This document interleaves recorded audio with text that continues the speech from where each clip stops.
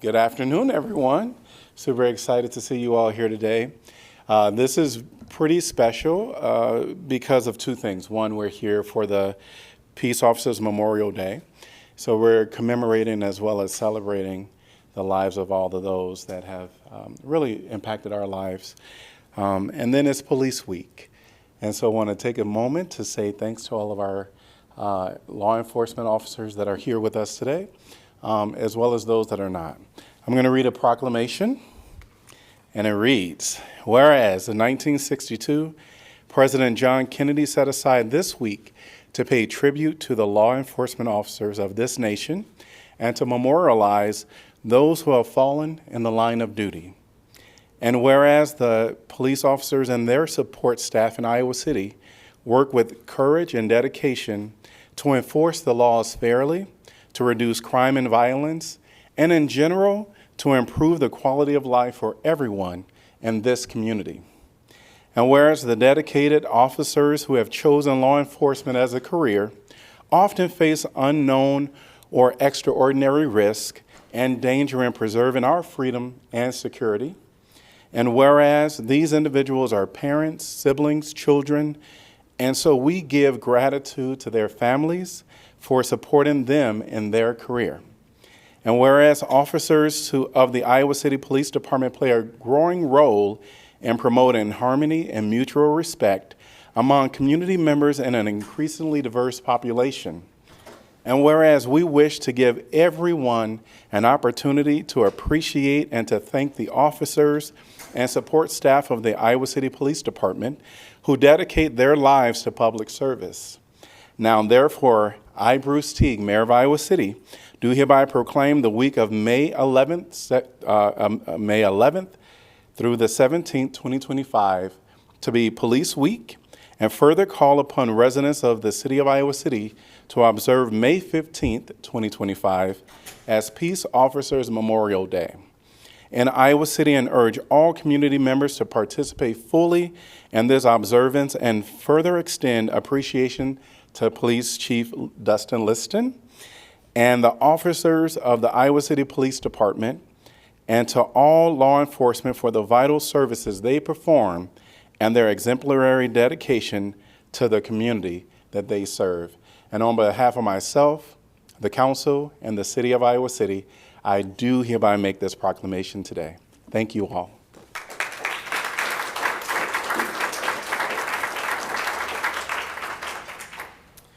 Thank you, Mayor. Dustin Liston, Chief of Police for the Iowa City Police Department. Really appreciate your support. I know you make an effort to come when we have hiring events and promotions, and it doesn't go unnoticed by my staff, so I appreciate that. I should give you this. Oh, thank you. Also want to thank the chaplains for being here and for setting this up. Sometimes I get asked, what do the chaplains do? And I'll tell you a story. About 6 or 8 months ago, we had an officer involved in a pretty significant event, and it was one of the days that Chaplain Tilley was hosting his office hours, and we were running around with our hair on fire, and he came up to me and he said, I know you're busy, but I just want you to know I'm here. So, and that meant a lot to me because I didn't think I needed it at the time, but I thought, man, that's just what I needed him to say. You know, I was afraid that he was going to, Chaplain Tilley likes to talk. I was afraid he was going to want to come up and visit, but he didn't. He just wanted me to know that he was there, and I appreciate that. So thank you. Police Week is, as the mayor mentioned, is to honor those who are willing to make the ultimate sacrifice, and Police Memorial Day is to honor those who have. So I was thinking about our profession, and I started doing some research, and it's a dangerous job, but it's not even close to the most dangerous job. You know, farming is more dangerous, transportation is more dangerous, but one of the unique things about law enforcement, it's one of the only jobs, it's ranked number 2 on jobs where the people who die from homicide. So the other one happens to be taxi drivers, by the way, so keep that in mind when your kids are deciding what they're going to do if they want to be an Uber driver. But unfortunately, I know several people who've been murdered in this line of work. And I want to honor some of them today, but I also want to honor some of the people from our community that have given their lives in the line of duty. So I think it's important to read their names out loud and tell a little bit about their story.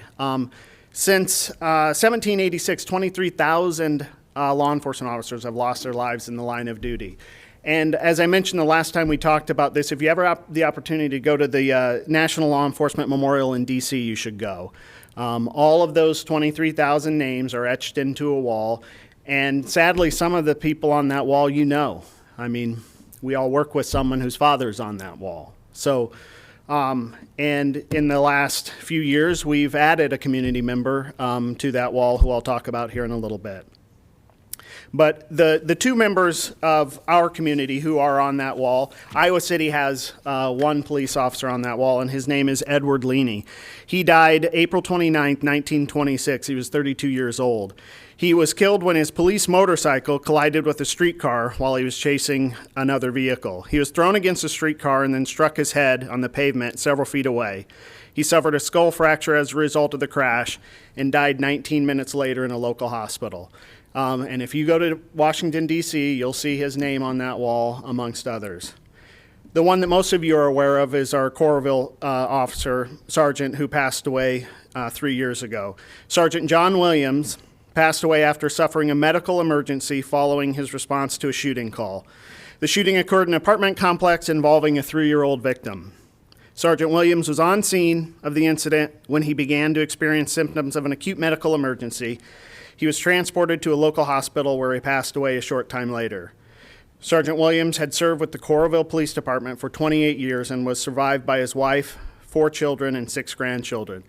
And that's what I want to remind. These were people who had real lives, who had families, who had people that cared about them, and then they were taken from us. So that's what this day is about, is remembering them, taking a moment to think about those people. So I want to talk about a few people that I knew. In 2004, my neighbor was killed in the line of duty. He had been a police officer in El Paso for a month.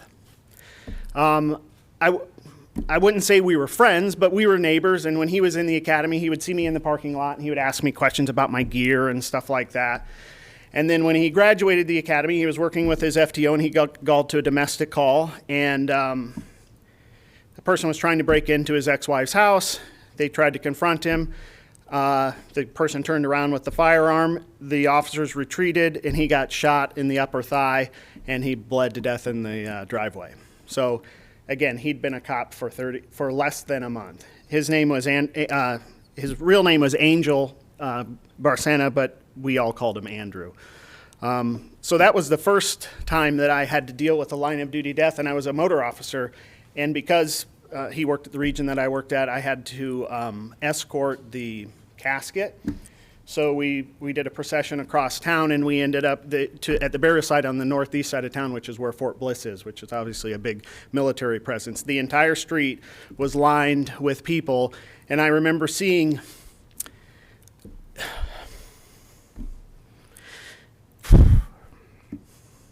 I remember seeing an old guy stand up out of his wheelchair to render honor to this person that he didn't know. So I want you to know, if you've ever participated in something like that, the community does care. So, and that I'll never forget that as long as I live. So the next person I want to talk about is John Molina.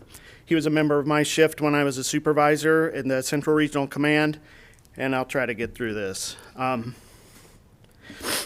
Patrolman Jonathan Molina succumbed to injuries sustained 10 days earlier when he was beaten by a juvenile.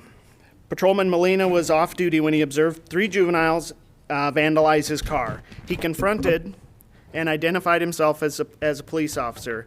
As he spoke to them, one of the juveniles punched him, knocking him to the ground. The teen continued to beat him even after knocking him unconscious. He suffered a fractured skull, internal head injuries, and facial fractures. All 3 juveniles fled the scene, but were apprehended. The subject who had beaten him was initially charged with assaulting a police officer, but after Jonathan died, they upgraded it to capital murder. He was subsequently sentenced to 50 years in prison. Again, Jonathan fought for 10 days in the hospital, but didn't make it. And then the last one I want to talk about is Patrolman David Ortiz. He was a motorcycle officer that I worked with, and he succumbed from his injuries on March 14, 2016, after he'd been with the department for 9 years. He succumbed after four days after being struck by a vehicle intentionally while he was in traffic. The driver of the vehicle who struck him was under the influence of heroin and Xanax, and witnesses testified the man intentionally switched lanes at a high rate of speed before striking the patrolman Ortiz. The subject, a known gang member, fled the scene and was later apprehended and pled guilty to manslaughter and was sentenced to 40 years in prison. The reason I highlight those three is because those people were murdered. The 10 that I actually know, some of them died from natural causes, natural causes. 4 of them were COVID. Several of them were involved in car accidents, and that's not to diminish their sacrifice, but I just wanted to highlight the people that I knew who were murdered in the line of duty, and I think that's what separates this profession from others. Is that sometimes, believe it or not, people are out to hurt us.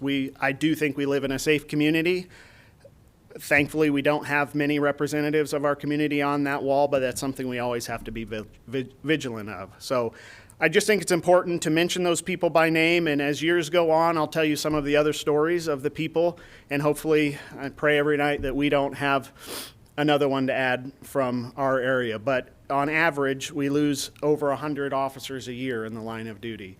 The good news is this year that number is lower so far. I think year to date we're at 25, and that's 25 tragedies, but that's lower than where we normally are at this time of year. So that's one thing to hang on to. So again, apologize for me struggling getting through this, but I think you can appreciate the gravity of some of the things we're talking about. And thank you all for being here. I really appreciate it.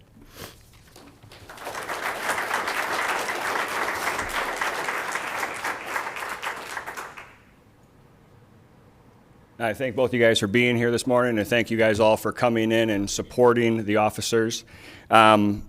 Interestingly, I was actually called to John Williams's situation, and that just goes to show what a close-knit community we have.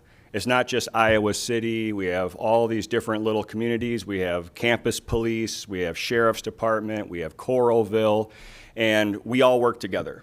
And we're one big giant community, and they had just happened to know an officer on Iowa City Police Department who just happened to know we had a chaplain, and the chief reached out, and we share resources. It's an amazing thing that you guys do.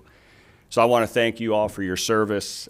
We have all this stuff is for you. The community wants you to know that you are appreciated, and as well as the support staff. If it wasn't for the support staff, the officers could not do their jobs. So I want to thank you so much for everything you guys do as well. And I'm going to read just some of the numbers for the deaths, and then we're going to take a moment of silence to just recognize those that we've lost. So year to date, we have lost 25 officers across the country. Last year was 165. Last 5 years, over 1,800. Last 10, over 2,700. And all-time deaths is about 27,000.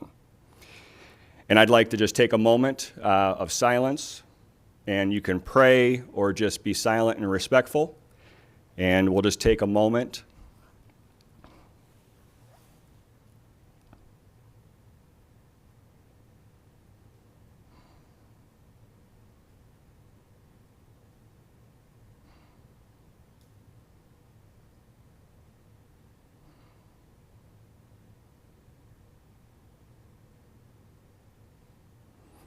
I want to thank you all for being here, and again, thank you for all that you do to make our city safe. May God bless you guys, and thank you again.